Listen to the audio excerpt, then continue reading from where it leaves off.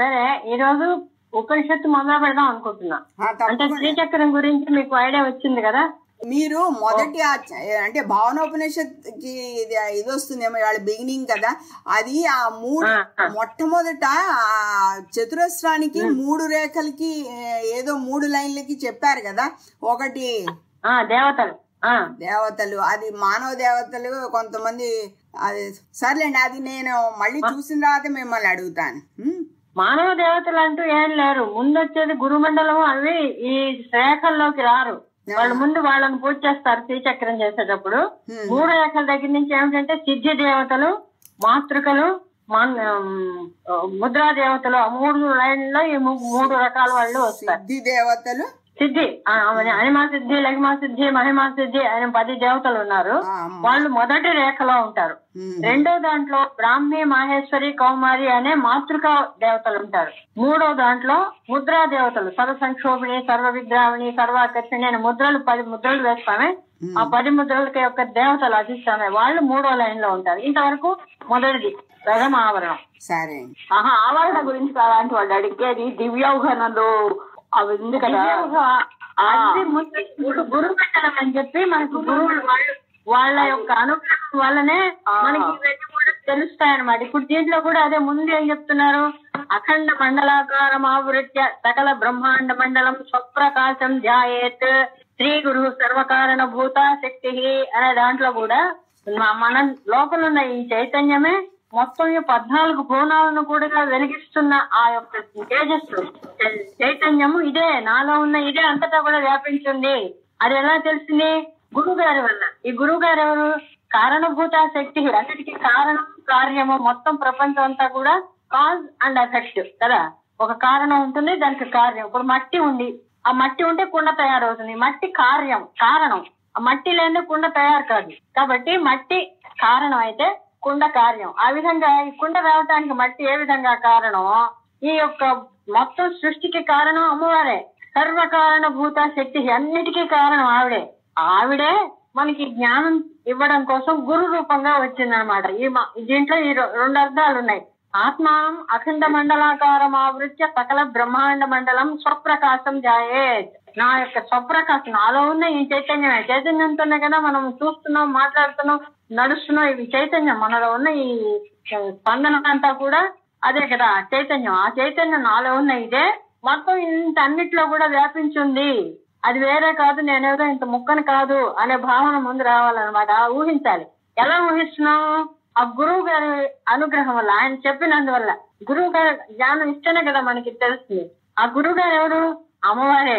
ఆవిడే గురువుగా వచ్చి మనకి జ్ఞానాన్ని ఇస్తుంది. అంతా ఆవిడే, ఉన్నది ఆవిడే. కారణం, మొత్తానికి కారణం ఆవిడే. సర్వభూత కారణభూత శక్తి, మొత్తానికి కారణం అమ్మవారే. ఇవన్నీ ఆవిడ వెనకాల కారణంగా ఉండి ఇవన్నీ చేస్తూ ఉంటుంది అనమాట. ఇది ముందు అర్థం చేసుకోవాలి. అర్థమైందా?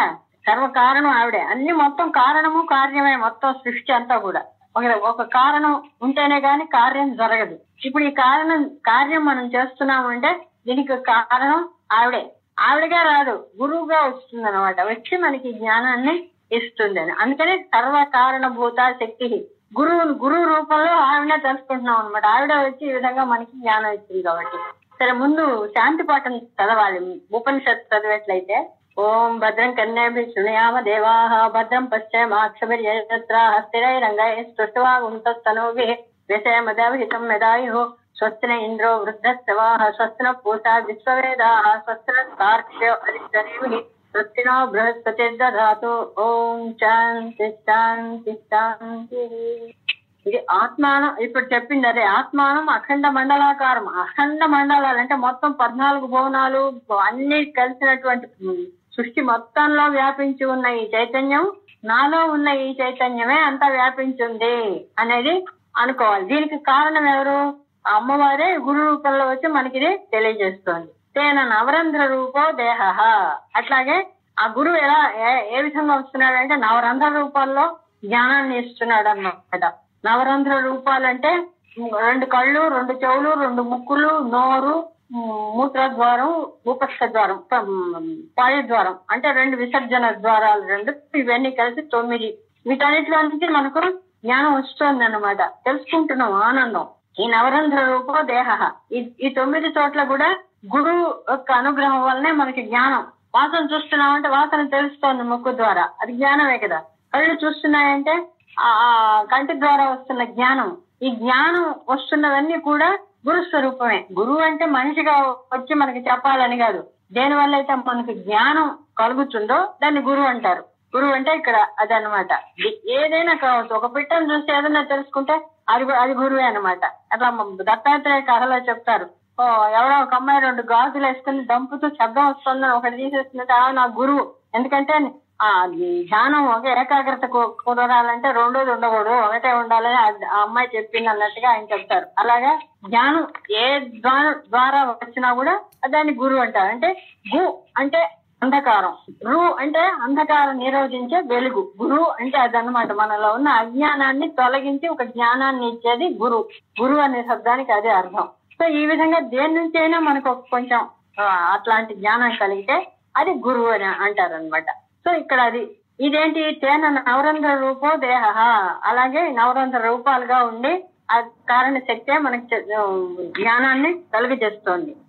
నవచక్ర రూపం శ్రీచక్రం. మనలో అయితే 9 రంధ్రాలు ఉన్నాయి. శ్రీచక్రంలో ఏంటి అంటే 9 చక్రాలు. ఇప్పుడు మనం నిన్న చెప్పుకున్నాం కదా, త్రైలోక్య మోహన చక్రం, తర్వాత పరిపూరక చక్రం, సర్వ సంక్షోభణ చక్రం, సర్వ సౌభాగ్యదాయక చక్రం, సర్వార్థ సాధక చక్రం, సర్వ రక్షాకర చక్రం, సర్వ రోగహర చక్రం, సర్వ సిద్ధిప్రద చక్రం, సర్వానందమయ చక్రం అని 9 ఉన్నాయి కదా 9 చక్రాలు.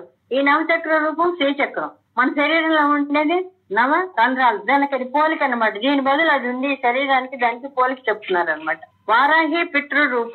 వారాహి పితృరూప అంటే మన శరీరంలో మూలాధారంలో మన పితృపితామహులు, గురువులు, పెద్దలు, మన ఋషులు వాళ్ళు సంపాదించిన తపశక్తి వాళ్ళ యొక్క ఇవి స్టోర్ చేయబడి ఉంటాయట మూలాధారంలో. అది తండ్రి రూపం. వారాహి పితృరూప, మూలాధారం పితృరూపం అన్నారు. అక్కడి నుంచి మనకు సౌందర్యలహరిలో శ్లోకం చెప్తాను దానికి. ఏంటి? తవాధారే మూలే. ఏది గురువు గారు ఏం చెప్పారు? తవాధారే మూలే సహసమయ లాస్యపరయ నవాత్మానం మన్యే నవరసత మహాతాండవనటం ఉభాభ్యాం మేతాభ్యాం ఉదయమిది ముద్దిశ్య దయయ తనాభ్యాం జంగే జనక జననీ మజ్జగదిదం. జనక జననులు అంటే తల్లిదండ్రులు ఎవరంటే మూలాధారము, స్వాధిష్టానము, ఇవి 2 కలిసి ఈ శ్లోకంలో ఆయన చెప్పింది అదే. ఇక్కడ కూడా ఏం చెప్తున్నారంటే వారాహి పితృరూప, మూలాధారం పితృస్థానము, స్వాధిష్టానం మాతృస్థానము, అవి 2 కలపటమే మూల కుండలిని ఉద్బోధనకి కారణం అవుతుంది. కాబట్టి అవి 2 తల్లిదండ్రులని అసలు దీంట్లో చెప్తారు. వారాహి పితృరూప కురుకుళ్ళ బలిదేవత మాత. కురుకుళ్ళ అనేది పేరు చెప్పారు, కానీ మాతృస్థానం అన్నమాట. బలి అంటే ఏం లేదు, గురువు గారు చెప్పిన దాన్ని నమ్మి ఆ అమ్మవారి వచ్చి ఇలా చెప్తోందని నమ్మకంతో ఆ అహంకారాన్ని బలిదేవత అంటే ఏం లేదు, గురువు గారి యొక్క ఆత్మార్పణ చేస్తేనే గాని తతక్కింలో అంటాడు. గురుపాదుక ఎందు, గురువు పాదముల ఎందు మనసు అర్పించకపోతే జ్ఞానం రాదు అని ఆ శ్లోకాల్లో. అదే ఇక్కడ కూడా ఆ గురువు గారికి ఇలా అహంకారాన్ని అర్పణ చేయటం అనమాట. తనకంటూ ఏం లేకుండా గురువుకి చెప్పిన దాన్ని అర్థం చేసుకుంటూ జ్ఞానం సంపాదించడం కోసమే నేర్చుకోవాలి. అందువల్ల మన సప్త ధాతువులు శారీరకంగా మాంస రూపంగా శారీరకంగా చూసే దాంట్లో ఏమో సప్త ధాతువులు, ఎముకలు, రక్తము, మేధస్సు ఇవన్నీ కలిసినది వారాహి అన్నారు.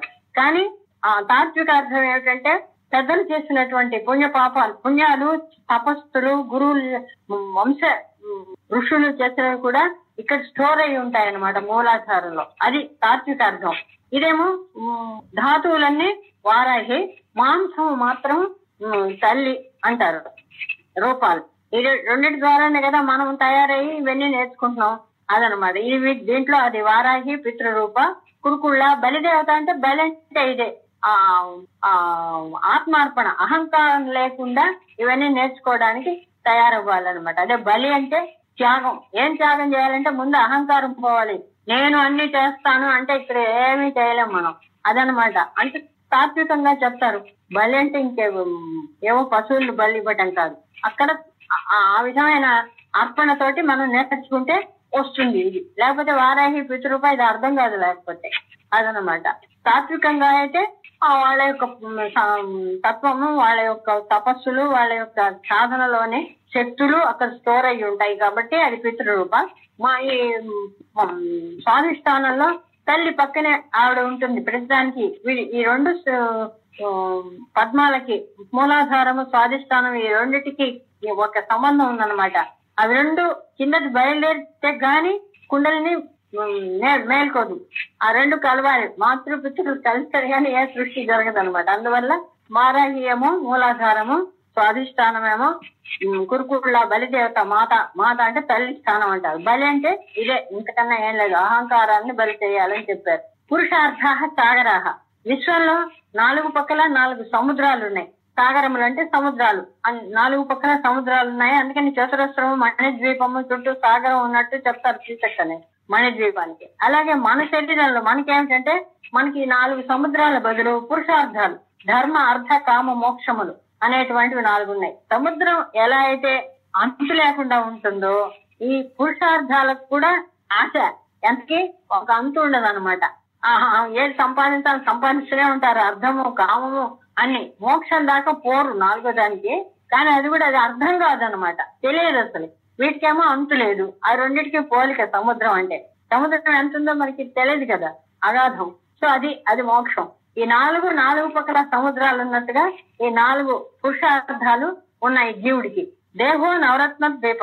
ఈ పురుషార్థాల మధ్యలో దేహం అంటే శ్రీచక్రం సముద్రాల మధ్యలో మణిద్వీపం ఎలా ఉందో అలాగే ఈ పురుషార్థాల మధ్యలో మన దేహ రూపంలో మనం ఉన్నాం అన్నమాట. ఈ ద్వీపం అక్కడ మణిద్వీపం ఉన్నాం, మణులు. ఇక్కడ ఇదేమిటి, నవరత్న ద్వీపం, దేహమే. ఈ నవరత్నాలు అంటే ఏమిటంటే చెప్తాను. దేహో నవరత్న ద్వీప, దేహమే నవరత్న ద్వీపం. రత్నాలకు కూడా ఉన్నాయి, ఏవేవి ఉన్నాయో చెప్తారు అనమాట. ముందు మణిద్వీపం మొదలు దేహం అనుకోండి సముద్రంలో, తర్వాత డీటెయిల్స్ తర్వాత వెళ్దాం. దేహో నవరత్న ద్వీప స్వగాది సప్తధాతు రామ సంయుక్త. ఇవన్నమాట నవరత్నాలు, స్వగాది సప్తధాతువులు. త్వక్కు అంటే చర్మము, రక్తము, మాంసము, ఎముకలు. ఈ సప్త ధాతువులు చెప్పుకుంటున్నాం కదా ఈ శుద్ధ దగ్గర నుంచి వరుసగా. ఈ సప్త ధాతువులు, రోమములు, కేశములు, నరములు అనే ఇవి 9 కలిసి నవరత్నాల కింద చెప్పారు. ఇవి నవరత్నాలు ఉన్నాయి ఈ దేహంలో. ఇదే నవరత్న ద్వీపం. సంకల్ప కల్పతరవ. ఈ కల్పక ఉద్యానం, ఆ మణిద్వీపం ఏమిటి, చుట్టూ కల్పక ఉద్యానం ఉంది కదా. ఆ కల్పక ఉద్యానం ఏమిటి, మనస్సు. మనస్సే కల్పక ఉద్యానం. ఆ మనసులో ఉండే సంకల్పాలన్నీ కూడా కల్పవృక్షములు. మనసులో సంకల్పాలు ఎన్నో వస్తూ ఉంటాయి, అవే కల్పవృక్షాలు. అన్ని కల్పించుకుంటూ ఉంటాం అన్నమాట. ఆ కల్పవృక్షాలు ఏంటంటే ఏది కోరుకుంటే అవి ఇచ్చేవి, మనం ఏమిటంటే కల్పించుకునేవి అనమాట. పేరు అదే. కల్పవృక్షాలన్నీ మనసే. ఆనందిస్తూ ఉంటాం ఊహించుకుని, అలా అయితే బాగుంది, ఇలా అయితే బాగుందని వచ్చినట్టుగా. సో కల్పము మనస్సు అనేది తేజస్సు అంటే మనస్సు. ఆ కల్పక ఉద్యానం, ఆ మణిద్వీపం చుట్టూ ఉండే కల్పక ఉద్యానం మనస్సు. మనస్సులో ఉండే సంకల్ప వికల్పాలన్నీ కూడా కల్ప వృక్షముల కింద తీసుకోవాలన్నమాట. రసనయా భావ్యమా. ఇప్పుడు ప్రతి చోట ఏదైనా ఒక వనము ఏదైనా ఉందంటే వాటికి ఋతువుల ప్రకారం అన్ని మారుతూ ఉంటాయి. రసనయా భావ్యమాన మధుర ఆమ్ల తిక్త కటు కషాయ లవణ రస షడ్రుతవ. చెట్లకు అన్నిటికీ ఋతువుల ప్రకారం అన్ని మారుతూ ఉంటాయి. చిగురు పెట్టడం, పువ్వులు రావటం, కాయలు రావటం, ఋతువు ప్రకారం అన్ని మారుతూ ఉంటాయి. కాబట్టి మనకి రుచులు నోటి చోటు మనం అనుభవించే రుచులు మార్పులే మనకి అక్కడ ఒక ఋతువులుగా తీసుకోవాలన్నమాట. అన్ని అనుభవాలే, దానికి కూడా అనుభవమే. ఒకసారి ఎండిపోతుంది ఆటం వచ్చినప్పుడు, ఒకసారి చిగురిస్తుంది, ఒకసారి ఆకులు రాలిపోతాయి. ఇవన్నీ దానికి వచ్చే తేడాలు. మనకు కూడా తీపి తిన్నప్పుడు ఒకలా ఉంటుంది, కారం తిన్నప్పుడు ఒకలా ఉంటుంది, పులుపు తిన్నప్పుడు ఒకలా. ఇవన్నీ అనుభవాలు అనమాట. ఇవి ఋతువుల్లాగా తీసుకోవాలి. రసనయ నాలుగుతోటి వచ్చే ఋతువులే మనకి ఇక్కడ ఋతువుల్లాగా భావించాలన్నమాట. జ్ఞానం అర్ఘ్యం జ్ఞేయం హవి జ్ఞాత హోత జ్ఞాతృజ్ఞాన జ్ఞేయానం అభేద భావనం శ్రీచక్ర పూజనం. అక్కడ శ్రీచక్ర పూజ ఏం చేస్తాం, అన్ని పెట్టుకుని చేస్తూ అన్ని కలిపి అన్ని నీవే అనే దాని దాకా వెళ్తాం అన్నమాట. పూజ శ్రీచక్ర పూజ చేసే వాళ్ళు చేస్తున్నప్పుడు చూడాలి. చేసినప్పుడు అన్ని ఒక్కొక్క ఆవరణలోనే అందరిని పూజ చేసి కూడా ఆఖరికి వచ్చి అన్నీ ఆవిడే అనమాట.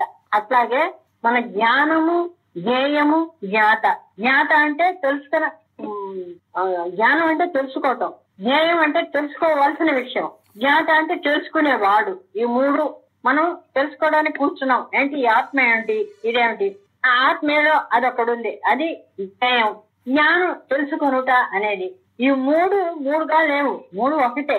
మనలో ఉన్న ఏది తెలుసుకోవాలని అనుకుంటున్నామో ఆ తెలుసుకోవాల్సింది కూడా జ్ఞానమే. ఎందుకంటే ఉన్న చైతన్యం, ఆ చైతన్యంతో మనం తెలుసుకోవాలి. లేకపోతే మిగతా ఏ ఆధారము లేదు మనకి.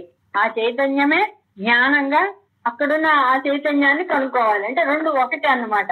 ఇది అర్థమయ్యేదాకా ఏకాగ్రతతో దాన్ని ధ్యానిస్తే అప్పుడు అర్థం అవుతుంది. ఓహో, నేను వేరు, నేను ఆలోచిస్తున్న ఆలోచన వేరు, దేని గురించి ఆలోచిస్తున్నా అది వేరు అనేది పోయి ఓహో ఇదే అనే స్థితికి వచ్చినప్పుడు అది శ్రీచక్ర పూజనం చేసిన ఫలితం అనమాట. అక్కడ శ్రీచక్రంలో కూడా అంతే, పూజ అంతా చేసిన తర్వాత అన్ని ఆవిడే అని సమర్పించుకొని ఒకే అమ్మవారే, ఇంక వేరే ఏమీ లేదు అనే అర్థానికి వస్తారు.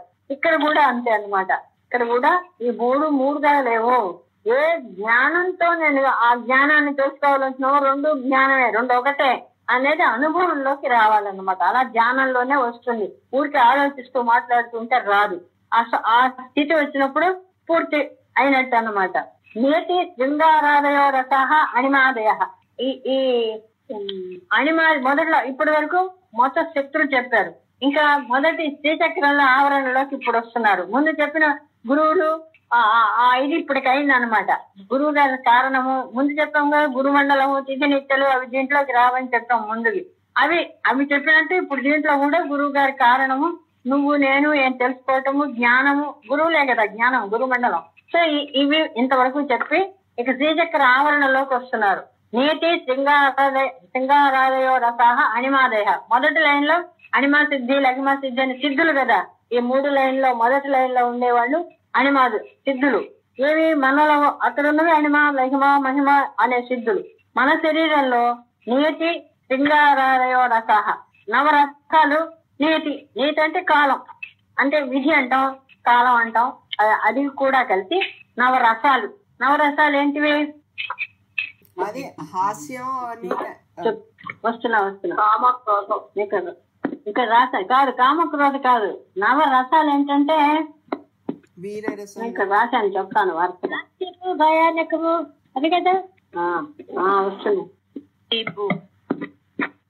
హాస్యము, భయానకము, రౌద్రము అందులో విడిగా ఇవ్వలేదు, పిలిచారు.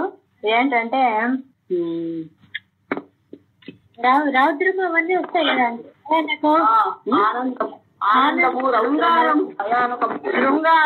శృంగార రసము, హాస్యరసము, కరుణ రసము, రౌద్ర రసము, వీర రసము, భయానక రసము, భీభత్స రసము, తర్వాత అద్భుత రసము, శాంత రసము అని ఇట్లా రసాలకి. ఇప్పుడు భావం అన్నమాట. రసం అంటే ఏం లేదు, ఆ ఒక భావం చూపించినప్పుడు ఆ నటించిన దాని గురించి అది ఏమిటో మనం తెలుసుకోవటం అనేది రసం.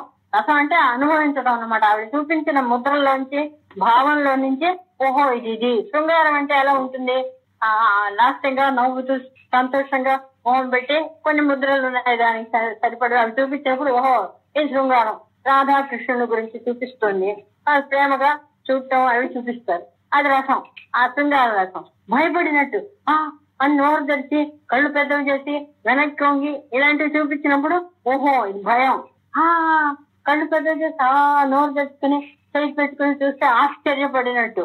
అంటే ఆ భావంలోనే మనకు అది తెలుస్తుంది అనమాట. అవి రసములు అంటే అవి మనం తెలుసుకుంటాం.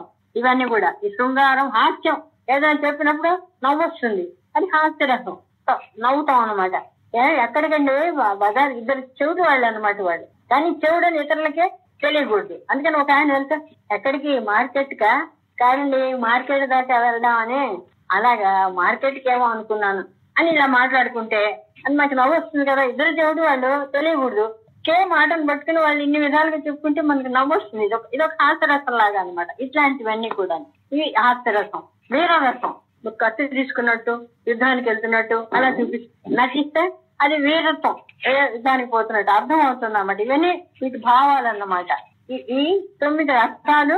నియతి శాంతం, ఆఖరి శాంతం. అసలు ఆవిడ యొక్క అసలు రసం ఏమిటంటే అమ్మవారు ఎప్పుడు శాంతంగానే ఉంటుంది అనమాట ఆవిడ. సో దీనికి ఒక శ్లోకం చెప్తున్నారు. ఇంకొక మన గురువు గారి పుస్తకాల్లో లేదు కానీ ఇంకొకటి భావనోపనిషత్తు ఇంకొకళ్ళు రాసిన దాంట్లో నేను చదివాను అనమాట. ఏంటంటే శివే శృంగారార్ద్ర తదితర జనే కుత్సన పర సరోషా గంగాయాం గిరిశ చరితే విస్మయవతి హరాహిభ్యో భీతా సరస్తిరుహ సౌభాగ్య జననీ సఖీషు స్మేర తే మయి జననీ దృష్టి కరుణ. ఈ 9 రసాలు ఇక్కడ చూపించిందట ఆవిడ అమ్మవారు. ఎలా అంటే శృంగారం, భర్త యందు శృంగారం చూపించింది, చెల్లులతో హాస్యం చేసింది, భక్తులను కరుణ చూపించింది, సవతి గంగా రౌద్ర అంటే రౌద్రం చూపించింది, శత్రువులందు వీరం, రాక్షసులందరినీ చంపినప్పుడు వీరత్వం చూపించింది, పాములు ఆ అయ్యగారు పాముల గురించి చూపించినప్పుడు భయం నటించిందట. ఆ భయానికి ఆ పాముల యందు భయం, భీభత్సం, ప్రళయ సమయంలో భీభత్సం చూపిస్తుంది, అంత లయం చేసేటప్పుడు. అద్భుతం అంటే ఆశ్చర్యం ఏమిటంటే శివుడి యొక్క చరిత్రలు చెప్తూ ఉంటే అలాగా అని ఆశ్చర్యపడుతుందట. ఈ నవరసాలన్నీ అందులో చూపించిందని ఒక ఆయన ఉదాహరణ చెప్పారనమాట నవరసాలకి. సర్వకాలం నందు ఆవిడ యొక్క స్థితి ఏమిటంటే శాంతం తప్ప ఆవిడకి మిగతా గుణాలేం లేవు, శాంతమే ఎప్పుడు. సో ఈ రసాలన్నీ కూడా అవి చూపించారు నవరసాలు.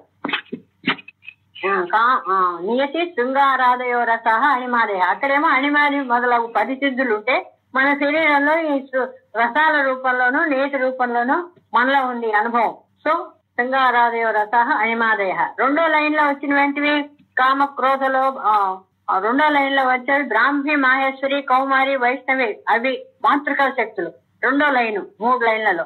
దాని వెంటనే కామ క్రోధ లోభ మోహ మద మాత్సర్య పుణ్య పాపం, ఈ 8 అనమాట. కామ క్రోధ లోభ మోహ మద మాత్సర్యములనే మనలో ఉండే శత్రువులను చెప్పుకుంటాం. కామము క్రోధం ఇవన్నీ కూడా. ఈ 6 కాకుండా పుణ్యము పాపము ఈ అనుభవాలేమో అక్కడున్న బ్రాహ్మ్య దర్శశక్తులకు బదులుగా మన శరీరంలో ఇవి ఉన్నాయన్నమాట. ఏంట్రా పోతుంది కామం, ఈ 8 ఆ బ్రాహ్మ్య మాతృకలకు బదులు మన శరీరంలో ఇవి ఉన్నాయన్నమాట. ఆధార నవకం ముద్రాశక్త. తర్వాతది 3వ దాంట్లో ముద్రాశక్తులు ఉంటారు. మన శరీరంలో ముద్రలు ఏమిటి? ఈ పద్మాలు కాకుండా పైన ఒక కింద సహస్రారం కింద అకుల సహస్రారం ఇంకొక కింద ఉందన్నమాట. మన వీడికి ముందు అడుగున మూలాధారానికి కూడా కింద ఒక సహస్రారం ఉందట.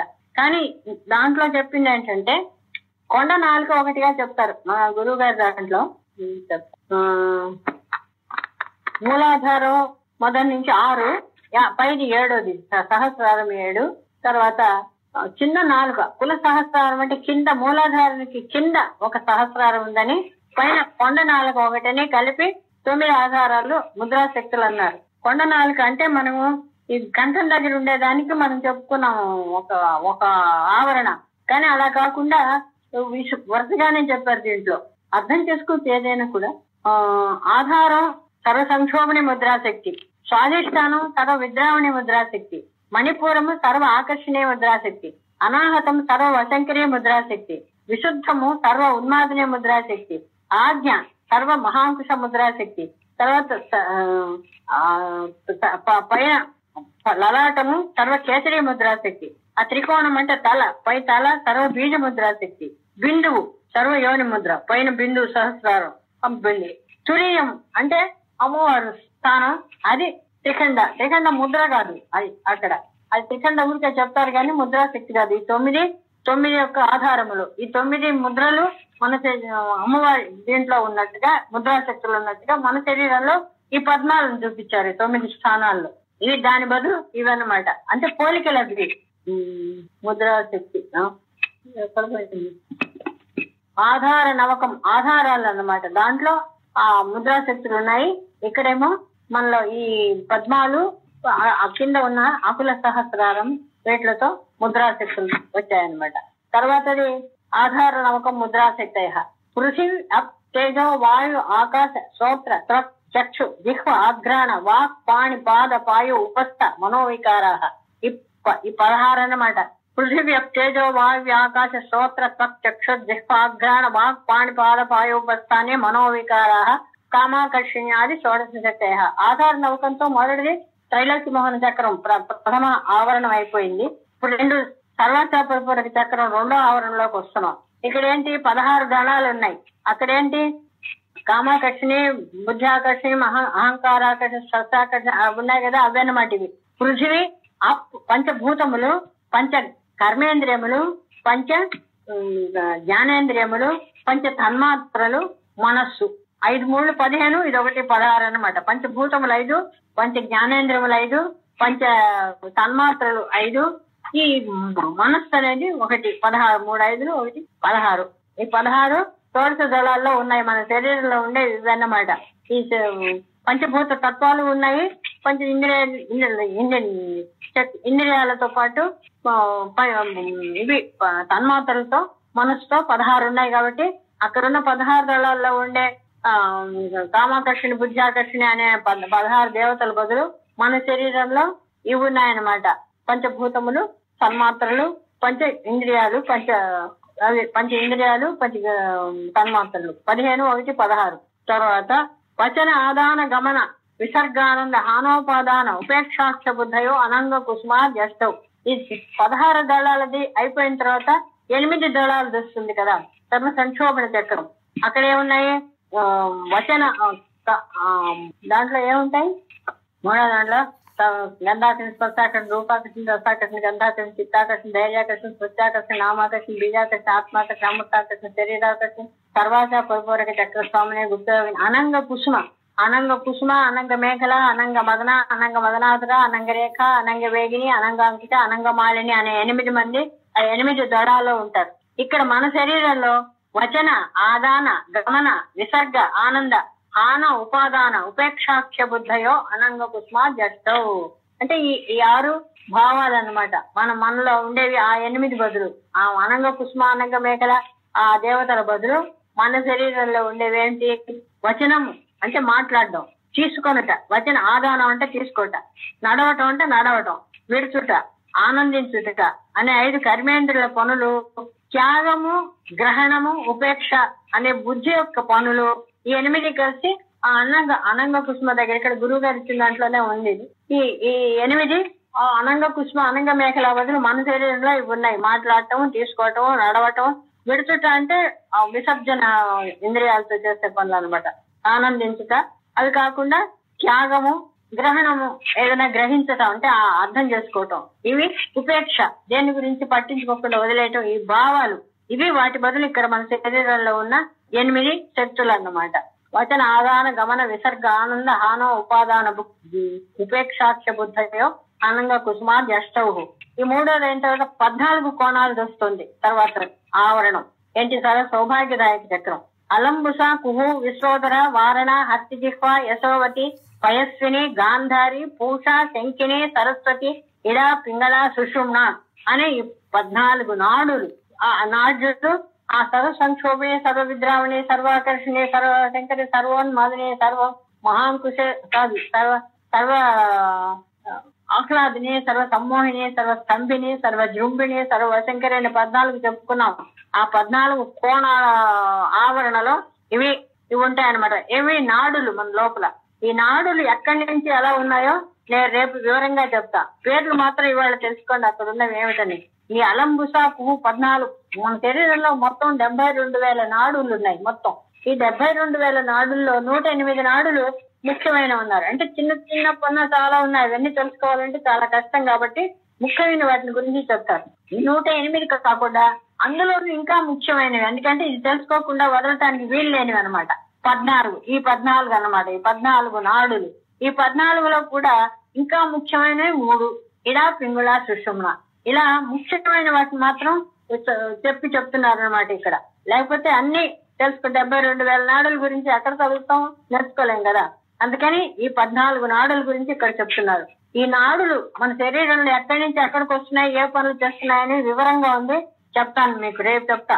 ఎందుకంటే అది కొంచెం వివరంగా చెప్పాలి. మూలాధారం నుంచే ఆ కుండలిని శక్తి ఎక్కడైతే స్టార్ట్ అవుతుందో, మూలాధారం నుంచి సహస్రారం వరకు వెళ్లే సుషుమ్న నాడి ఎక్కడ స్టార్ట్ అవుతుందో ఆ మూలాధారంలోనే ఈ నాడులన్నీ బయలుదేరి మన శరీరంలో చేసే పనులకి కారణం అవుతున్నాయి అన్నమాట. మూలాధారంలో పద్మంలాగా ఉంటుంది.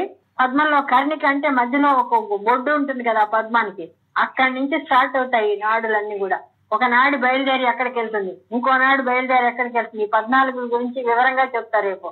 ఈ నాడులన్నీ మన శరీరంలో ఒకటి కనురెప్పలు వేయటానికి, ఒకటి ఆవులింతలు రావటానికి, ఇట్లా ఉన్నాయి విడివిడిగా. ఇవన్నీ రేపు చెప్తారు వివరంగా. ఎందుకంటే అన్ని ఒకేసారి చెప్తే మీకు జ్ఞాపకం. ముందు ఏవి ఉన్నాయో తెలుసుకుని తర్వాత అవి ఏం చేస్తున్నాయో రేపు నేర్చుకుందాం. ఈ 14 నాడులు, ఆ 14 శక్తులు అన్నమాట. ఏమేంటివి అవి? సర్వ సంక్షోభిణి, సర్వ విద్రావిణి, సర్వ ఆకర్షణి, సర్వ ఆహ్లాదిని, సర్వ సమ్మోహిని, సర్వ స్తంభిని. ఇవన్నీ కూడా ఈ పేర్లలో వాటి యొక్క అభిప్రాయం ఉంటుంది, ఆ నాడులు చేసే పనులు అన్నమాట. ఈ 14 నాడులకి అవి మన శరీరంలో ఈ నాడులు ఉన్నాయి. అక్కడేమో 14 మంది వాళ్ళు యోగినులు ఉన్నారు. తర్వాతది సర్వార్థ సాధక చక్రం, పంచమి, 5వది. అదేంటి? ప్రాణ, అపాన, వ్యాన, ఉదాన, సమాన, నాగ, కూర్మ, కృకర, దేవతత్వ, ధనంజయ అనేటువంటి 10 వాయువులు, ప్రాణవాయువులు అన్నమాట. ఇవి మన శరీరంలో 10 ప్రాణవాయువులు ఉన్నాయి. పంచ ప్రాణములు, పంచ ఉప ప్రాణములు అంటారు. ఈ 10 ప్రాణ, అపాన, వ్యాన, ఉదాన, సమాన అనేవి ప్రాణములు. నాగ, కూర్మ, కృకర, దేవదత్త, ధనంజయ అనేది ఉపవాయువులు 10. ఈ 10 కలిసి మన శరీరంలో ఈ సర్వార్థ సాధక చక్రం మొదలు ఉన్నాయి. ఇవి మన శరీరంలో ఏం చేస్తున్నాయి, ఎలా చేస్తున్నాయి, అది కూడా డీటెయిల్స్ చెప్తా.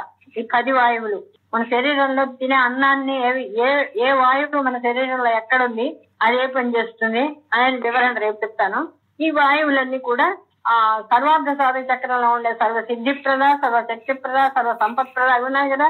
ఆ 10 శక్తుల బదులు ఈ 10 వాయువులు మనకి ఉన్నాయన్నమాట. ప్రాణవాయువులు, ప్రాణములు, ఉప ప్రాణములు. తర్వాత ఇవన్నీ కూడా ఏతద్ వాయు సంసర్గక ఉపాధి భేదేన ఈ 10 వాయువులే 2 రకాలుగా, ఒక 5 కలిసి ఒక పని, ఒక 5 కలిసి ఒక పని చేస్తాయన్నమాట. అవి ఇంకొకటిగా తయారవుతాయి. ఒక 5 కలిసి ఒకటిగా తయారై ఇంకో 5 కలిసి ఇంకో 5గా తయారై మన శరీరంలో ఏం చేస్తాయి, అది రెండోది.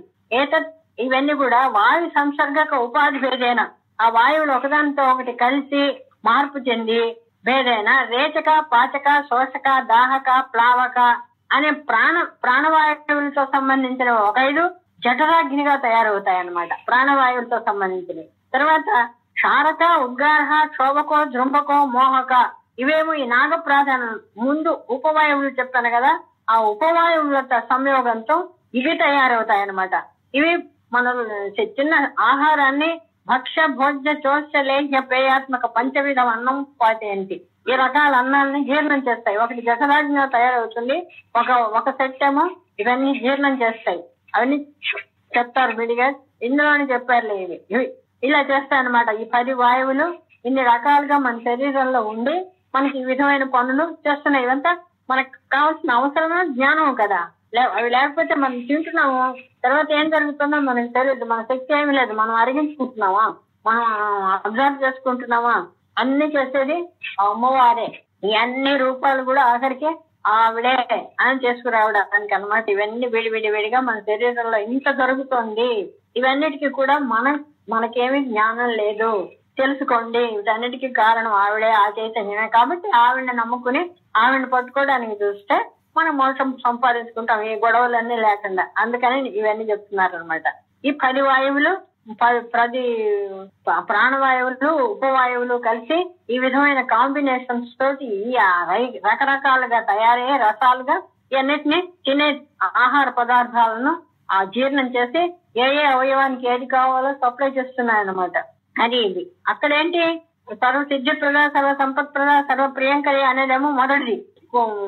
సర్వ ఆధార చక్రం, సర్వ రక్షాకర చక్రంలో రెండోది. ఈ 2 పదులు కలిసి ఆ 10 త్రికోణ ఆవరణాల్లో ఉన్నాయన్నమాట. ఐదో దాంట్లో ప్రాణవాయువులు, 2వ దాంట్లో పనులు కలిసి, వాయువులు కలిసి చేసే పనులు 2వ దాంట్లో. అంటే 2వది ఇంకా సూక్ష్మమైంది కాబట్టి అంతర్దశారం అన్నారు దాన్ని. ఆ సూక్ష్మమైన పనులు చేస్తాయి. దశ వన్నికల. ఇవ వన్నికలలు అంటే, వన్య అంటే నిప్పు. ఆ జీర్ణం చేయాలంటే ఇది చెప్తున్నారు కదా, జఠరాగ్ని అని చెప్తున్నారు కదా, అగ్నితత్వం. ఇదంతా వీటిని జీర్ణం చేసి చేయాలంటే అగ్నితత్వం ఉండాలి. కాబట్టి ఇవన్నీ దశ వన్ని కళలు, ఇవన్నీ కూడా అగ్ని కళలే. సర్వజ్ఞాద్యాది అంతర్దశార దేవత. ఈ 10 రెండోసారి తయారైనవన్నీ కూడా ఆ నిప్పుడు సంబంధమైనవి. కాబట్టి ఈ సర్వజ్ఞ రెండోది సర్వ రక్షాకర చక్రంలో ఉండే సర్వజ్ఞ దేవతలు అనమాట. ఇవి ఈ గాలుల కాంబినేషన్స్ తో తయారైన ఆ యొక్క వాయువులు సర్వజ్ఞ, సర్వశక్తి, ఉన్నాయి కదా. రెండోది ఏంటి? సర్వజ్ఞ, సర్వశక్తి, సర్వైశ్వర్య సంపద ఏంటి? సర్వజ్ఞాది సర్వ రక్షాకర చక్రంలో ఉండే దేవతల బదులు ఇవన్నమాట. ఈ ఆ వాయువుల యొక్క కాంబినేషన్స్ తో తయారైనవి అన్నమాట. అవి ఆ సూక్ష్మమైనవి. తర్వాత సర్వజ్ఞ, సర్వశక్తి, సర్వ ఐశ్వర్యప్రద, సర్వ జ్ఞానమయి, సర్వ వ్యాధి వినాశిని, సర్వాధార స్వరూప, సర్వ పాపాల, సర్వ ఆనందమయి, సర్వ రక్షా స్వరూపిణి, సర్వే ఈశ్వర ఫల ప్రధాన, సర్వ పాపహరే, సర్వానందమయి, సర్వ రక్షాకర స్వరూప్, రక్షా స్వరూప్, సర్వోత్కృత ఫలప్రదే, సర్వ రక్షాకర సర్వోత్కృత ఫలప్రదే, సర్వ ఈప్సిత ఫలప్రద ఆఖరి. ఆ పదే అన్నమాట. ఇవి దశవన్నీ కళలు లోపల మనకి ఈ అన్నాన్ని పచనం చేసి అన్నింటికి సప్లై చేస్తే రెండోది. తర్వాత ఏంటి? ఇంతవరకు అయిన తర్వాత ఆ చేతిలో పుష్ప బాణాలు అవి కదా. అంతర్దశారం అయిన తర్వాత అష్టకోణంలో వసిని, కామేశ్వరి, మోదిని, విమల, అరుణ, జైని, సర్వేశ్వరి, అది కదా అష్టకోణం. తర్వాతది 2 పదులు అయిన తర్వాత అదేంటిది? సర్వ రోగహర చక్రం. చూసుకుంటున్నారా? చూసుకుంటున్నాను. మణి తొందరగా చెప్తున్నానా? పర్వాలేదండి, చూస్తున్నాను. నేను అన్ని ఫాలో అవుతున్నాను. తర్వాతది వసిని, కామేశ్వరి అనే 8 కోణాలది అనమాట. ఇది శీత, ఉష్ణ, సుఖ, దుఃఖ, ఇచ్ఛ, సత్వ, రజస్తమో గుణాలు. ఇవి ఈ 8 అన్నమాట. వసిని వాగ్దేవతల యొక్క 8 బదులు మన శరీరంలో శీతం, చలి, వేడి, తర్వాత దుఃఖము, ఇచ్ఛ, కోరిక, సత్వరజస్తమో గుణాలు. సత్వగుణం అంటే శాంత గుణం, రజోగుణం అంటే కోరికలు అవన్నీ వచ్చేవి, తమో గుణం అంటే మొద్దుతనం, నిద్ర, బద్ధకం. ఇవి ఈ గుణాలు, ఈ యొక్క ఫీలింగ్స్ ఇవన్నీ కలిసి ఆ వసిని ఆది బదులు ఉన్నాయన్నమాట. 8 కోణాల్లో ఉండే మన యొక్క శరీరంలో ఉండే భావాలు: శీతము, ఉష్ణము, సుఖము, దుఃఖము, ఇచ్ఛ, సత్వ, రజస్తమో గుణములు. ఈ 8 కలిసి వాటి బదులు మన శరీరంలో ఉన్న అనుభవాలు. తర్వాతది వసిన్య వాగ్దేవతలు అయిన తర్వాత ఏముంది? వసిన్య వాగ్దేవత అష్టకోణం అయిన తర్వాత పైకి వెళ్ళిపోయాం. బాణి, శబ్దాది తన్మాత్రాహ పంచ పుష్ప బాణాహ. చేతిలో ఉండే పుష్ప బాణాలు, ధనుస్సు, వాటి దగ్గరికి వెళ్ళిపోయాం. ఇంతవరకు అయిపోయాయి చక్రాలు. పైన 9వ దానిలోకి వెళ్ళాం. శబ్దాది తన్మాత్రాహ పంచ పుష్ప బాణాహ. ఆ చేతిలో ఉండే ఆయుధాల దగ్గరికి వెళ్ళాం. ఇంతవరకు చక్రాలన్నీ వచ్చేసాయి కదా, చూస్తున్నారా?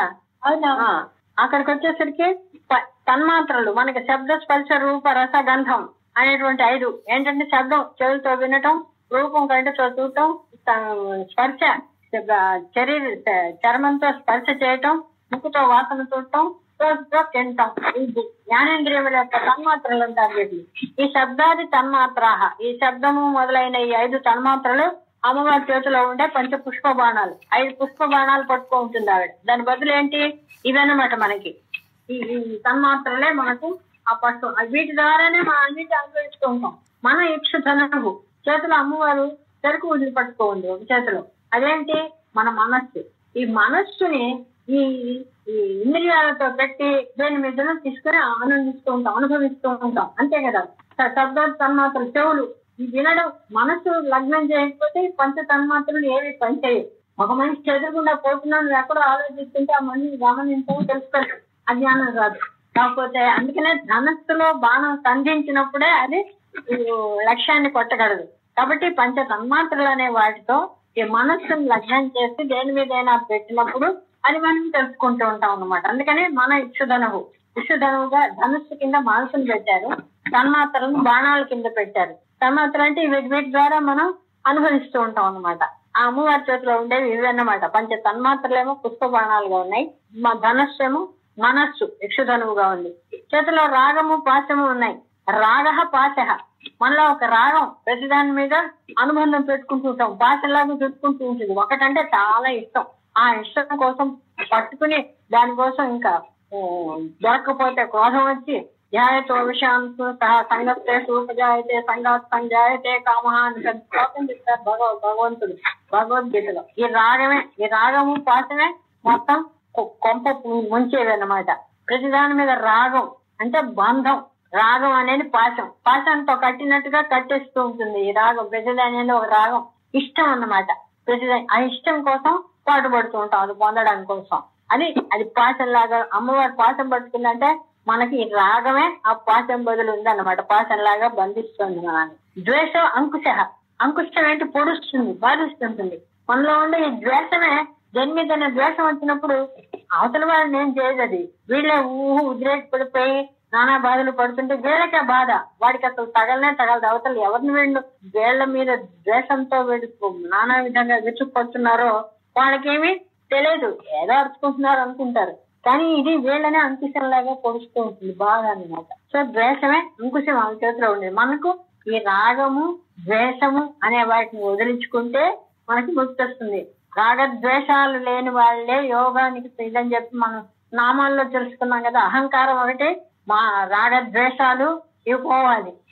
ఇదన్నమాట. రాగమేమో పాశము, ద్వేషమేమో అంకుశము ఆవిడ చేతిలో ఉన్నది. మనకున్నది ఇది రాగము ద్వేషము.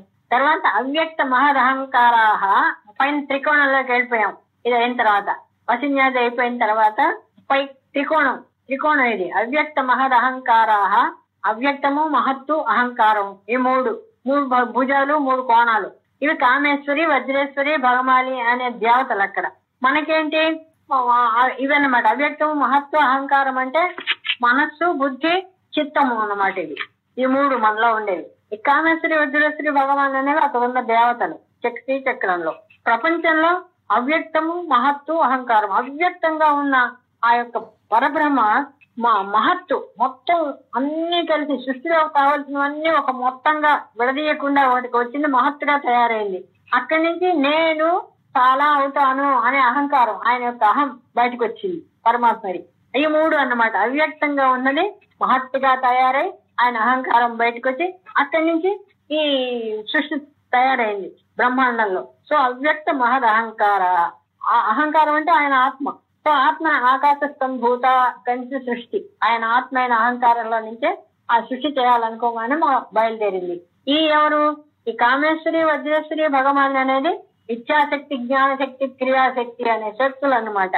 ఆయన యొక్క ఇచ్ఛా జ్ఞాన క్రియలు అనేటువంటి ఆయన యొక్క శక్తే ప్రపంచాన్ని సృష్టిస్తుంది కదా. ఆయన ఎప్పుడైతే నేను అనేకంగా అవుతాను అనుకున్నాడో, సంకల్పం వచ్చిన తర్వాత ఆ అహంకారం నేను అనే ఆయన నేను అనేకంగా అవుతాను, ఏకంగా ఉన్న నేను అనేకం అవుతాను అని సంకల్పించిన తర్వాత ఆవిడ ఇచ్ఛాశక్తి, జ్ఞానశక్తి, క్రియాశక్తి ఆయన సంకల్పిస్తే చాలు, సంకల్పమే జరిగిపోతుంది. ఎందుకంటే ఆవిడ 3 ఆవిడే కాబట్టి. సో ఈ 3 ఆ 3 దేవతలు ఆయన యొక్క సృష్టి బయలుదేరింది. మనకు మనస్సు, బుద్ధి, అహంకారం ఈ 3 మనలో ఉన్నాయి. ఈ 3 ఆ శక్తుల యొక్క బదులు అన్నమాట. నిరుపాధిక సంవిదేవ కామేశ్వర. శరీరంలో ఉపాధి, శరీరం కాకుండా ఇప్పుడు ఇన్ని విషయాలు చెప్పాం. లోపల ఉన్న భావాలు, అనుభవాలు ఇవన్నీ లోపల ఉన్నాయి. ఎందులో ఉన్నాయి? శరీరంలో. శరీరంతో పోల్చి చూస్తే దాంతో కలిసిపోయి శరీరమే ఇదంతా చేస్తుందనే అనుమానం మనకి. అందుకనే ఈ నేను అనేది శరీరం అనే భావంలో పడి కొట్టుకుంటున్నాం. అలా కాదు, ఉపాధికి సంబంధం లేదు. ఇవన్నీ జరుగుతున్నది ఆ యొక్క చైతన్యం వల్ల. శరీరం కాదు, శరీరం ఊరిక ఒక ప్లేస్ అన్నమాట అవన్నీ ఉండటానికి ఉండే. కాబట్టి ఉపాధిని కాకుండా లోపలది ఆలోచిస్తే ఆ సంవిత్ అంటే చైతన్యం, నిరుపాధిక ఉపాధి లేకుండా లోపల ఉన్న ఆ చైతన్యమే కామేశ్వరుడు, భగవంతుడు, శక్తి, ఆత్మ. సంవిద్ నిరుపాధిక సంవిదేవ కామేశ్వర. ఈ ఉపాధి కాకుండా లోపల ఇవన్నీ చేస్తున్నది ఆ చైతన్యము, అదే భగవంతుడు, అదే ఆయన యొక్క శక్తి. సదా ఆ శక్తి వల్ల ఏం జరుగుతుంది? ఇవన్నీ అనుభవిస్తున్నందువల్ల సదా ఆనందపూర్ణ స్వాత్మైవ పరదేవత లలిత. పరమాత్మ యొక్క శక్తి లలిత అంటున్నాం కదా, ఆయనకి ఆవిడికి వేరే లేదు. ఎప్పుడు ఈ ఆనందం అన్నిటి ద్వారా అనుభవిస్తున్న ఆనందం ఆవిడ అమ్మవారు. చైతన్యంతో కదా ఇవన్నీ మనం చేస్తున్నాం. ఆ చైతన్యం లేకపోతే ఈ శరీరంలో ఇవన్నీ ఉంటాయి, తత్వాలు ఉంటాయి, ఇంద్రియాలు ఉంటాయి, అన్నిటి ఉన్నా అది పనిచేయదు. చైతన్యం ఉండబట్టే అవన్నీ చేస్తుంది. కాబట్టి ఆవిడే ఆనందపూర్ణ లలిత, ఆనందం అనుభవిస్తున్నాం. ఇది ఆ పరమాత్మ యొక్క శక్తే, మన శక్తే. ఈ శక్తి అంతటా వ్యాపించింది ప్రపంచంలో అంతా కూడా, ఒకచోట కాదు, భువనాలన్నిట్లో కూడా మొత్తం ఈ జ్ఞానం సంపాదించుకోవాలన్నమాట. అది మొత్తం భావనోపనిషత్తు చెప్పేది. లౌహిత్యమేతస్య సర్వస్య విమర్శ. లౌహిత్యం అంటే ఎరుపుదనం, అంటే కరుణ, జ్ఞానం. మొట్టమొదట వచ్చిన వెలుతురు ఎరుపు. ప్రపంచంలో అసలు సృష్టిలో ఏ కలర్ వెలుగు ఏదొచ్చిందో ఫస్ట్ వచ్చింది ఎరుపట. అది జ్ఞానం. వెలుతురు అంటే ఏంటి? జ్ఞానం. అన్ని చోట్ల ఈ జ్ఞానాన్నే విమర్శ, విమర్శ అంటే విమర్శించుతుంది, దాని వల్లనే ఇవన్నీ మనకి తెలుస్తున్నాయి. లౌహిత్యం అంటే మొట్టమొదటి వెలుగు, ఆవిడ యొక్క ఎరుపుతనం. అదే సర్వస్య, అన్నిటికీ కూడా జ్ఞానం తెప్పిస్తున్నది ఆ జ్ఞానమే. లౌహిత్యమే సర్వస్వ విమర్శ అనన్య చిత్తత్వేన సిద్ధి. ఈ విషయాన్ని ఒకసారి చదివి అలా వదిలేసి కొన్నాళ్ళైన తర్వాత ఇంకోసారి చదివి అట్లయితే అర్థం కాదు. ఇవన్నీ కూడా అనన్య చిత్తత్వం, ఇంకొక దాని మీద పోకుండా అన్ని దాని మీద ఏకాగ్రమైన చిత్తం పెట్టి ఆలోచిస్తేనే అర్థం అవుతుంది, సిద్ధి అనుభవంలోకి వస్తుంది. అనన్య చిత్తం, మనసు ఇంకొక దాని మీదకి పోకూడదు.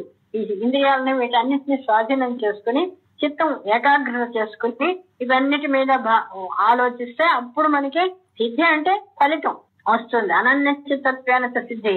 అవేంటి? భావనయా క్రియా ఉపచార. ఈ ఉపచారాలన్నీ అక్కడ ఏదో కూర్చుంది అమ్మవారు విడిగా చేస్తున్నారని చేయటం కాదు, భావన. ఇవన్నీ కూడా ఆవిడకి అర్పిస్తున్నాము, ఆవిడ ఉంది అని చేసేదంటే నాలో అమ్మవారే ఆవిడ పూజ చేసుకుంటోంది, నేను విడిగా చేయటం లేదు. అక్కడ అమ్మవారిని బొమ్మను పెట్టి పూలు వేయటం, నీళ్లు వేయటం ఇది చేస్తుంటే ఇది వేరే వేరే కాదనమాట.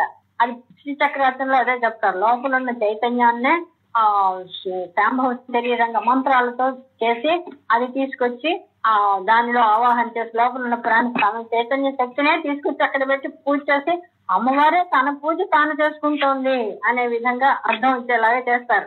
అది మళ్ళా తీసి లోపల పెట్టుకుంటూ ఉంటారు. ఇది భావనయా క్రియ, భావనతోటే క్రియ చేయాలి, ఇక్కడ పెట్టి చెయ్యక్కర్లేదు. చేయకపోయినా మనసులో ఈ విధంగా భావించుకుంటూ ఇవన్నిటిని కూడా ఉపచారాలుగా చూడు.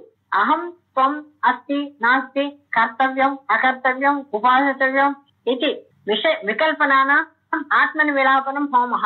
ఇవన్నీ విడివిడిగా నేను నువ్వు ఉండడం పోవటం ఇవన్నీ ఆలోచించక్కర్లేదు. ఇవన్నీ మాయ వల్ల ఇలా జరుగుతుంది కాబట్టి అలా కాదు, అంతా కూడా నేను నువ్వు అందరిలో ఉన్నది ఇదే, అందరి యొక్క అనుభవాలు ఇవే అన్ని కూడా. ఇవన్నీ కూడా ఆత్మలో పెట్టుకుని ఇవన్నీ అన్ని చోట్ల ఇదే జరుగుతుంది, వేరే వేరే కాదు.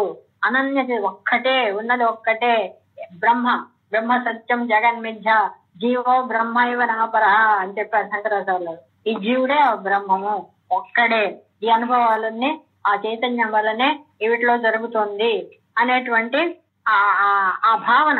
ఆత్మని విలాపనం అంటే హోమం చేసినట్టు అన్ని అందులో పడేసేసి ఒక్కటే చేయడం అనమాట. అన్ని పోయి ఒకటే మిగులుతుంది అనమాట. భావన విషయానం అభేద భావన తర్పణం. ఈ భావనలన్నింటినీ కూడా భేదంగా ఆలోచించకుండా అందులో నిలబడాలి. భావన అందులోనే నిలబడితే అది తర్పణం చేసినట్టు, అంటే తృప్తి, అమ్మవారికి తృప్తి కలిగించినట్టు. తర్పణం అంటే తృప్తి పరచడం అని అర్థం. ఈ విషయాలన్నింటినీ కూడా భేదంగా చూడకుండా అంతా ఒకటే. ప్రపంచంలో ఉన్న ప్రతి మనిషి ఇదే, నేనే కాదు, బ్రహ్మాండము ఇదే, అంతా ఇదే. అదే ఆ ఒక్కటి రావాలి. బ్రహ్మం ఏకం అద్వితీయం బ్రహ్మ, నేనే బ్రహ్మని, ఇదంతా కూడా బ్రహ్మే అనే భావన రావాలన్నమాట. భావన విషయానం అభేద భావన తర్పణం. పంచదశ తిథిరూపేణ కాలస్థ పరిణామావలోకనం. ఈ పంచదశ కాలం వల్ల ఇదంతా జరుగుతుంది. అంతా ఈ పరిణామం చెందించేదంతా కాలమే. చెప్పాడు భగవద్గీతలో, పరిణామం చెందించే వాళ్ళలో నేను కాలాన్ని అన్నాడు పరమాత్మ. కాల రూపంలో ఇవన్నీ జరుగుతున్నాయి. లేకపోతే అంత స్తంభించిపోయిందనుకో ఏమి జరగదు ఇక్కడ.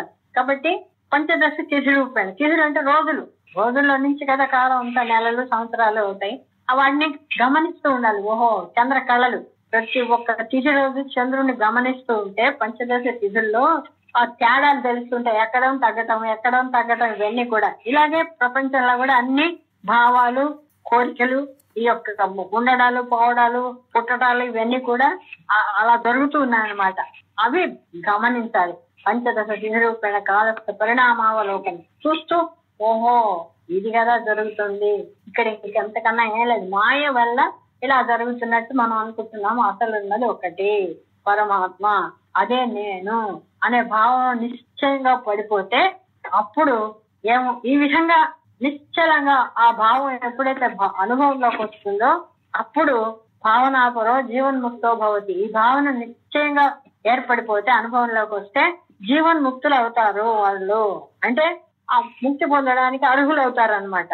అది ఎక్కువ నిలబడాలి. ఒకసారి వచ్చినప్పుడు జీవన్ముక్తత్వం అర్థం అవుతుంది. కాకపోతే జీవితాంతం అలా జరిగితే అప్పుడు ముక్తి పొందుతారు అనమాట. ఈ జీవితంలో ఎంతకాలం ఉండాలని ఆల్రెడీ నిర్ణయింపబడింది కాబట్టి అన్ని రోజులు ఇక్కడ ఉంటారు ఈ భావం వచ్చినా కూడా. అప్పుడు అప్పుడు ముక్తులు అవుతారనమాట. ఇదంతా కూడా కాది మతం. ఈ పంచదశి మంత్రానికి పర్వాలేదు, ఆ యొక్క మంత్ర పద్ధతిలో చెప్పాము ఇవన్నీ కూడా. ఇవన్నీ అథర్వ శీర్షం, ఈ అథర్వ వేదంలోని ఇవన్నీ చెప్పబడ్డాయి. కాబట్టి ఆ కాది మతం అంటే కాతో మొదలయ్యే మంత్రానికి సంబంధించిన దాని గురించి చెప్పాం. ఇంకో మంత్రంలో ఇంకో విధంగా చెప్పచ్చు, కానీ విషయం ఇదే ఉంటుంది ఏ మంత్రంలో అయినా. అంటే అక్షరాల వల్ల మాటలు తేడా రావచ్చు, కానీ విషయం అంతా ఇదే ఉంటుంది అన్నమాట. అది సంగతి. ఇది దాని బదులు, వాటి బదులు ఇవి శరీరంలో ఏ ఉన్నాయి అనేది ఇవాళ చెప్పుకున్నాం. వీటికి విపులంగా ఏంటంటే ఈ నాడులు ఎక్కడి నుంచి బయలుదేరాయి, ఏవేవి ఏం చేస్తున్నాయి, ఈ ప్రాణవాయువులు ఎక్కడెక్కడ ఉన్నాయి, మన 10 స్థానాలు అవి ఏమేం చేస్తున్నాయి, ఇవన్నీ డీటెయిల్స్ ఉన్నాయి, అవి చెప్తాను తర్వాత. ఇది తర్వాత తవాధారే మూలే చెప్పాను కదా. అక్కడ జనక జనులు అంటే మూలాధారము, స్వాధిష్టానము, తల్లిదండ్రులు లాంటి వాళ్ళిద్దరు కలిసి మనకి తల్లిదండ్రులు తయారయ్యారు అని చెప్పారు ఆయన. అంటే అది ఇంకా మన భావం అంత బాగా తెలియలేదు, కానీ ఆయన చెప్పింది అర్థం చేసుకోవడానికి ప్రయత్నిద్దాం. అవే అక్కడ బారాహి, పితృరూప, కుర్కుల, బలిదేవత, మాత అనే దాంట్లో ఇవి చాలా సూక్ష్మం. ఎందుకంటే కొన్ని మంత్ర రహస్యాలు చెప్పడానికి లేదు, చెప్పకపోతే అర్థం కావు, అలాంటి పరిస్థితులు ఉన్నాయన్నమాట. కొన్ని చెప్పకూడదు అంటారు, కొన్ని చెప్తున్నాను. విన్నదాన్ని చూడండి, దాంట్లో మీకు సరిగ్గా సరిపోతే సరే, లేకపోతే రేపు మీకు ఎక్కడెక్కడ నేను చెప్పిన దాంట్లో మీకు సందేహాలు ఉన్నాయో అడగండి, సరేనా? తప్పకుండా అండి. అంటే మాకు ఏ రకమైన మంత్రం లేదు కదా, మరి మేము ఖడ్గమాలు చదవచ్చా అసలు? చదవచ్చు, ఖడ్గమాలు చదువుకోవచ్చు. అంటే మరి అందులో అంటే మూల బీజాక్షరాలు ఉన్నాయి కదా, ఎక్కడున్నాయి బీజాక్షరాలు? ఫస్ట్ అంటే ఎక్కడ? ఓం ఓం హై స్టార్ట్ చేసే శ్లోకం అయిపోయాక అది పర్వాలేదు. ఎందుకంటే రుద్రో రుద్ర వచ్చేయచ్చు అన్నారు, నా రుద్రో రుద్ర వచ్చేయచ్చు. రుద్రుడు కాని వాడు రుద్రుడిని ఆరాధించడానికి పనికిరారు. అంటే ముందు రుద్రత్వం భగవంతుడి యొక్క ఇది మనలో కల్పించుకోవాలి. ఇప్పుడు లలిత సహస్రనామానికి కూడా కరుణాం కరుణాతరంగితాక్ష్యం చదువుతున్నాం శ్లోకం. అహం ఇచ్చేవ నేను ఇదేనమ్మా నువ్వే అని అంటేనే ఆవిడ యొక్క తత్వం మనలోకి వచ్చి మనం సహస్రనామం చదవటానికి అర్హులం అవుతాం. అందుకని ధ్యాన శ్లోకాల్లో చెప్తారు ఇది. నరుద్రో రుద్రం వచ్చేది అనే దాన్ని సాటిస్ఫై చేయడానికి, రుద్రత్వం రావడానికి, అది మనం మంత్రాలుగా చెప్పకపోయినా భావించడానికి శక్తి లేకపోయినా ధ్యాన శ్లోకంలో కొన్ని మాటలు పెట్టి అది వచ్చేలాగా అర్థం పెడతారన్నమాట ఋషులు, మనకు అర్హత రావటానికి. అందువల్ల అది తప్పులేదు. తర్వాత ఇంకొక ఏంటంటే ఇప్పుడు మామూలుగా మనం స్పెషల్ గా శుక్రవారం పూజ చేసేటప్పుడు వినాయకుడికి పూజ విడిగా చేసి మనం వినాయకుడికి విద్యాపం అని చెప్పి పక్కన పెట్టేస్తాం కదా. అది మరి రోజు పూజ చేసేటప్పుడు ఎట్లా? రోజు ఎప్పుడు పూజ చేస్తా ముందు గణపతిని తలుచుకోవాలి. అవును, గణపతి పూజ చేస్తాము. అప్పుడు మరి మంత్రహీనం క్రియాహీనం అనేసి ఇది చేసి నీళ్లు అట్లా వదలచ్చా? యథాస్థానం ప్రవేశామి అని జరుపుతాం కదా. అవును, ఆయనకేది గణపతి మటుకు సంబంధించింది అదే మళ్ళీ ఆచమనం చేసి మొదలు పెట్టచ్చు. ఓకే ఓకే, తప్పులేదు, అలా చేయాలి. అలా గణపతిని ముందు చేయకపోతే మనకి చేయలేము, ఆటంకాలు. గణపతిని పూజ చేస్తాము అంటే చెయ్యొచ్చు, అది ఆయనకు అర్పించిన తర్వాత. మామూలుగా శుక్రవారం చేసేటప్పుడు పసుపు గణపతి కనుక కదిలిస్తాము. ఎప్పుడైనా పసుపు గణపతి. అదే సందేహం ఎప్పుడు అడుగుదాం అనుకుంటా. తప్పులేదు, మన ఇంట్లో ఉన్న గణపతి పూజలో పసుపు గణపతిని చెయ్యం కదా, పూజలో పసుపు గణపతి రాదు కదా. అక్కడ ధ్యానం చేస్తే చాలు, శ్లోకం చెప్పుకుంటాం కదా, ఆయన తలుచుకోవడమే ముందు. ఓకే, ఆయన పూజ చేస్తేనే విడిగా గణపతిని పెడతాం. ఓకే ఓకే, గణపతిని చేసిన తర్వాత మళ్ళీ ఆచమనం చేయాలా? అవును, అంటే గణపతి ఉద్వాసం చెప్పిన తర్వాత ఉద్వాసం చెప్తాం కదా. ఉద్వాసం చెప్పేస్తాం కాబట్టి మళ్ళీ ఆచమనం చేసి అమ్మవారి పూజ చేయాలన్నమాట. అది తెలియదు, వేరే మళ్ళీ మొదలు పెడతాం కదా ఈవిడికి షోడశోపచారాలు. వెండి వినాయకుడిని ఎక్కువ చేసుకోవచ్చు.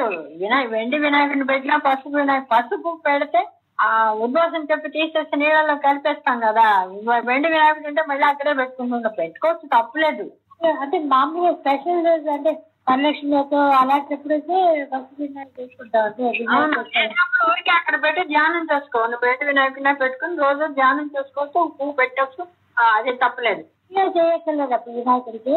చేసినా పర్వాలేదు, చెయ్యకపోయినా రోజు దాంట్లో మనం ధ్యానం చేసుకుని మనం చేసే పూజలు చేయొచ్చు నిత్య పూజలో. అంటే అప్పుడు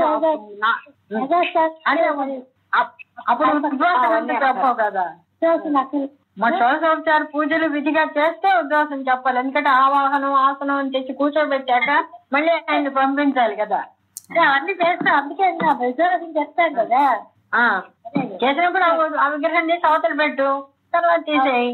లేదు అంటే అదేం తప్పు లేదు. ఆయన ఎక్కడికి పంపిస్తాం, అంత ఇక్కడే ఉన్నాడు కదా, అంత మనలోనే ఉన్నాడు. మంత్రానికి భావానికే కానీ భావనయా క్రియా ఉపచార, ఇదంతా భావనే. తీసి యథాస్థానం ప్రవేశామి తీసి అక్కడ పెట్టగానే స్థానంలో పెట్టేసినట్టు అయిపోయింది. తర్వాత మామూలు మన విగ్రహమే తీసుకుని వాడుకుంటుంటాం, మళ్ళీ తీసి పూజలో పెట్టుకుంటాం. అంటే ఎంత తప్పేం లేదు ఇందులో. అంటే పసుపు వినాయకుడిని అయితే ఏం చేస్తారంటే నిమజ్జనం చేస్తారు కదా, నీళ్ళలో కలిపేస్తారు, తర్వాత లేకపోతే చెట్లు వేసేస్తారు ఆ నిర్మాల్యంతో పాటు. అప్పుడు మాత్రం ఎల్లుండి కదా, రేపు కదా చండి కదా, రేపు 4:20కి చండి. 4:20కి 2 నిమిషాలు ముందర ఫోన్ చేస్తాను అందరికి. 4:20కి మనం స్టార్ట్ చేసేటట్టు. Okay okay. స్వస్తి చెప్పండి. అసతో మా సద్గమయ తమసో మా జ్యోతిర్గమయ మృత్యోర్మా అమృతంగమయ. ఓం సర్వే భవంతు సుఖినః, సర్వే సంతు నిరామయాః, సర్వే భద్రాణి పశ్యంతు, మా కశ్చిత్ దుఃఖభాగ్ భవేత్. ఓం భద్రం కర్ణేభిః శృణుయామ దేవాః, భద్రం పశ్యేమాక్షభిర్యజత్రాః, స్థిరైరంగైః స్తుష్ట్వాగుంసస్తనూభిः వ్యశేమదేవహితం యదాయుః. స్వస్తి న ఇంద్రో వృద్ధశ్రవాः, స్వస్తి న పూషా విశ్వవేదాः, స్వస్తి నస్తార్క్ష్యో అరిష్టనేమిః, స్వస్తి నో బృహస్పతిర్దధాతు. ఓం శాంతి శాంతి శాంతిః. ధర్మస్య జయోస్తు, ధర్మస్య జయోస్తు, అధర్మస్య నాశోస్తు, అధర్మస్య నాశోస్తు, ప్రాణిషు సద్భావనాస్తు, ప్రాణిషు సద్భావనాస్తు, విశ్వస్య కళ్యాణమస్తు, విశ్వస్య కళ్యాణమస్తు. లోకా సమస్తా సుఖినో భవంతు, సమస్త సన్మంగళాని భవంతు. స్వస్తి.